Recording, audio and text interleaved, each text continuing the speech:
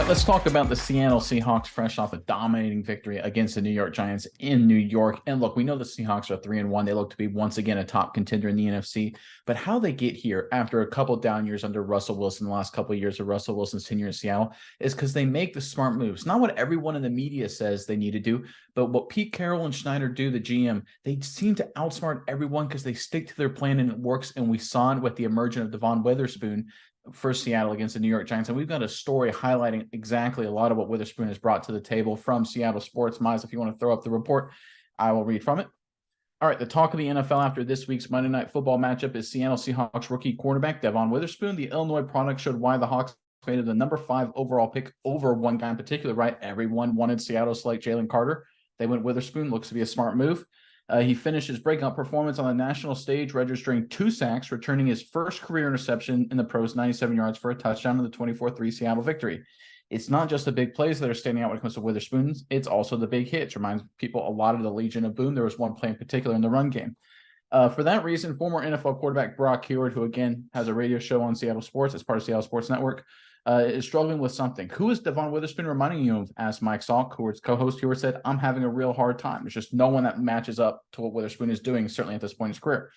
The reason is this particular brand of intensity that Witherspoon brings to the table because he hits perhaps more like a safety with maybe 10 or 20 more pounds on his frame. He also is outstanding in coverage, and of course, he can blitz and get after the quarterback as well. So I think the real theme of what we're trying to get with all this is that the Seattle Seahawks with Pete Carroll and John Schneider, it looks like they made the smart move. At the time, there was a lot of questions about should they go Jalen Carter. He had fallen to them at number 5.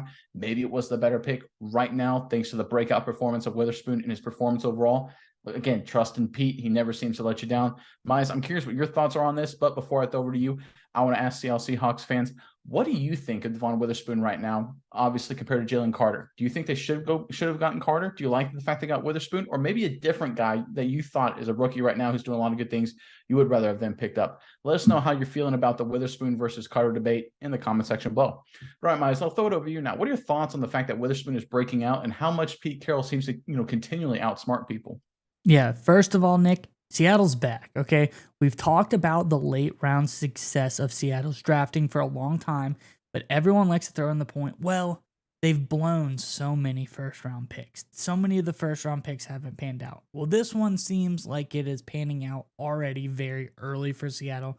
Hit this one absolutely out of the park.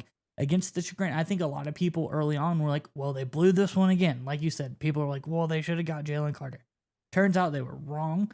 I'm not saying Jalen Carter won't be a good player, but he is not quite as impactful as a guy like Devon Witherspoon has been so far. I think Witherspoon is phenomenal for Seattle. It makes him a more complete team.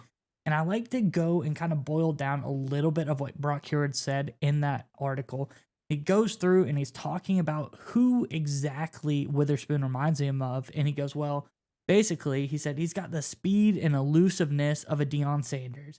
He's got the size and body composition of Samari Rolle.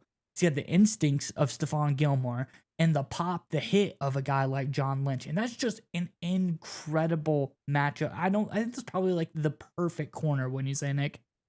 When you watch him play, I think it was obviously his breakout performance, but I was blown away because there really isn't anybody who can do. Remember, this is the NFL, right? This isn't college or high school where every once in a while you get a freak athlete who can just take over a game.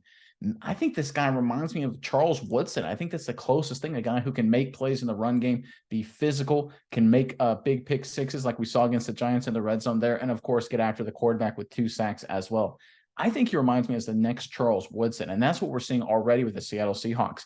And his impact has been so much more. Again, going back to the Jalen Carter debate, Jalen Carter, who's had a strong start to the season. Jalen Carter is playing good football. But right now, through 4 games, Jalen Carter has only 125 snaps. Again, you can only impact the game so much as you're paying. Witherspoon, of course, he did not play week 1, has 220 snaps under his belt. So he's got almost double the amount of snaps of Jalen Carter in 1 fewer game. That's impact, right? And this is a guy, again, who was fighting off injuries. So there's maybe a reason, maybe even slow ball him a little bit weeks 2 and week 3. The fact that he actually only broke out week 4 is probably because it took him a few weeks to get more acclimated to playing, again, regular season NFL football. But man, this dude, he is a special player. This guy was awesome to watch at Illinois. I remember watching him play in that Michigan game. He looked like an NFL guy, but what he can do on the football field, Look, Seattle, you guys have been blessed with so many incredible corners. Of course, the Legion of Boom era with everybody in the secondary there. But this is a guy who I know it's early. I know it's early, but based on just his entire skill set, he has more tools in his tool belt than anybody that played in the Seattle secondary. He can literally do it all. He does remind me of Charles Woodson. And I think Seattle Seahawks fans are going to love watching him play because I think he's going to have that kind of impact throughout his entire career. Yeah, Nick. And this is a guy bouncing inside out. He can play slot corner. He can play outside corner. I think this is a guy that just, once again, I think we go back to why they picked this guy. He makes this one of the most complete secondaries in the league. Obviously, Tariq Woolen, another fast ball hawking guy, but I think this guy is a more complete corner than a guy like Tariq Woolen. He has the whole package here, and Michael Jackson looked great. He has been, I think is a solid, strong third option for the Seahawks as well.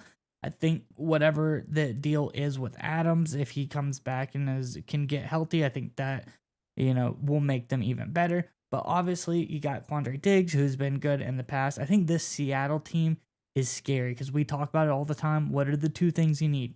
Either elite edge rushers to overwhelm the quarterback, or you need lockdown secondary. Seattle, known for their lockdown secondaries of the past, is clearly going the lockdown secondary route again. This is, like you said, gives you Legion of Boom vibes. What's going to happen? Who knows? Because we all know what that defense was able to do. But I think this might even be a little bit better offense that Seattle has this time around as well. I think could be something very special.